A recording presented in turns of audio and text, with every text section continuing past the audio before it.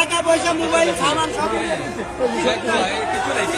Mobile সব নিয়ে গেছে, মোবাইল প্লাস্টিক করে রেখে দিয়েছে, প্লাস্টিক করে রেখে দিয়েছে। প্রবাসীদের এই কান্না যে কারোরই হৃদয়ে দাগ কেটে যাবে, সেই সাথে হৃদয়ে ঘৃণা জন্মাবে শাহজালাল আন্তর্জাতিক বিমানবন্দরের এমন অনিয়মের প্রতি।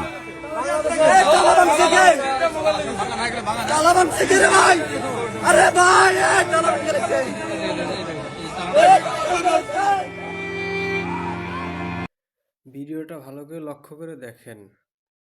এখানে প্রবাসীদের ব্যাগ লাগেজগুলা তালা ভেঙে ভেঙে প্রবাসীর স্বপ্ন চুরি করছে। আমি যেহেতু কোনো প্রবাসী না, বাংলাদেশেই থাকি, তারপরও দেখে আমার এত কষ্ট লাগছে, বলে বোঝানোর মতো না। একটা প্রবাসী বিদেশে থেকে এত কষ্ট টাকা উপার্জন করে কিছু স্বপ্ন নিয়ে আসে বাড়িতে, তাদের মানে একান্তই যারা খুব কাছের তাদের দেওয়ার জন্য।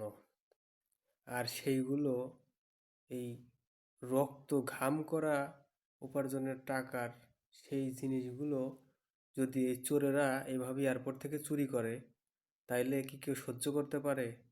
আমি একটাই বিনীত অনুরোধ করব বাংলাদেশ সরকারের কাছে, এয়ারপোর্টে